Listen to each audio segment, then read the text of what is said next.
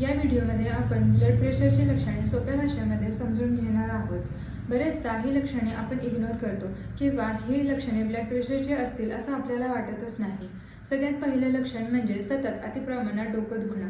जर तुम्हाला नेहमीच सिव्हिअर हेडेकचा त्रास होत असेल तर तुम्हाला नियमितपणे ब्लड प्रेशर चेक केलं पाहिजे। दुसरं कारण आहे हृदयाची धडधड वाढणे, त्यालाच पाल्पिटेशन्स असं म्हणतात। तिसरं कारण आहे चक्कर येणं। जर तुम्हाला थोडंही चालल्यानंतर चक्कर येत असेल तर तुम्हाला नियमित ब्लड प्रेशर चेक केले पाहिजे।